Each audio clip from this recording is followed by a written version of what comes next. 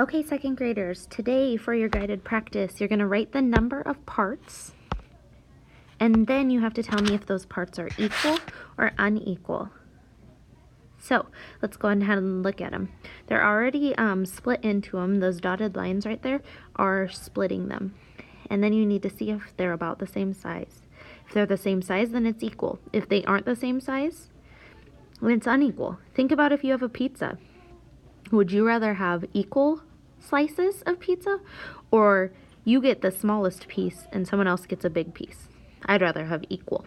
So let's look at this. There's 1, 2, 3, 4. 4, and they are all, if I put my finger, they are all about the same size. They're all the same size, so it's 4 equal parts. I would be happy to share those 4 pieces of a candy bar with 3 other people because we'd all get the same amount.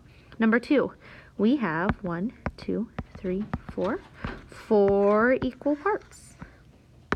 Yes, if I saw that and it was a pie, it looks like we all have the same amount. I would be happy with that. Let's look at number 3.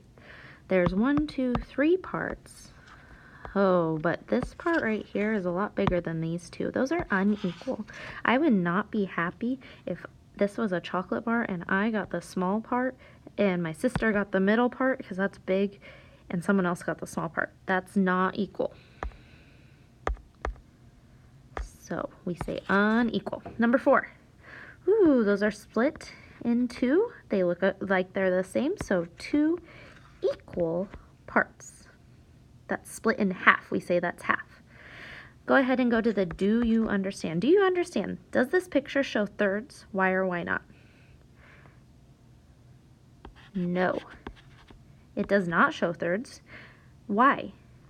Because they're actually not equal. If it was thirds, they'd all be the same. It'd look like this. Kind of like a peace sign. Those would all be the same. So no, because, and you need to write this. Let me move mine. The parts are not equal.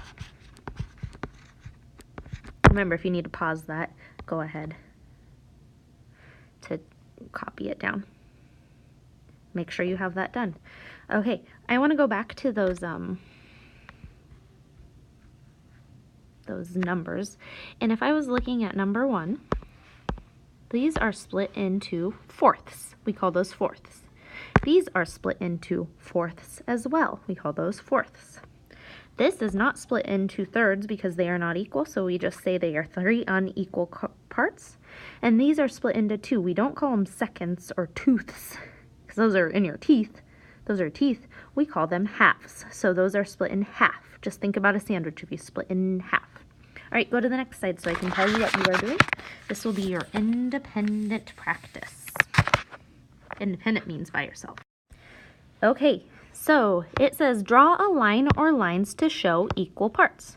So if this was split in halves, remember halves means split into 2 equal parts. So that would look like this, 2 equal parts, or this, it's split in half. Do the best you can to make it equal.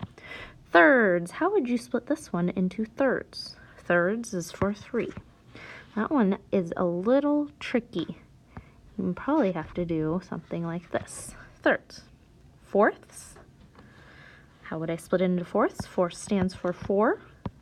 Something like this. Yep, those are equal. And halves for the triangle. Halves, remember, split into 2 in half. I just find the middle and split in half, so I have 2 congruent signs. Kind of like symmetry. Thirds, thirds are hard, okay? If you look up at the top of your paper, there is the green triangle, and it can kind of help you with thirds.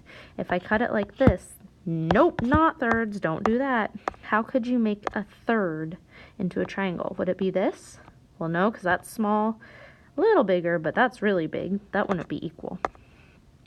I want you to try 9 and 10 on your own. Okay, number 11. What would come next in the pattern? It goes split once, or split in halves, thirds, fourths. Halves, thirds, fourths. What would you go next? Okay, Then go to the back.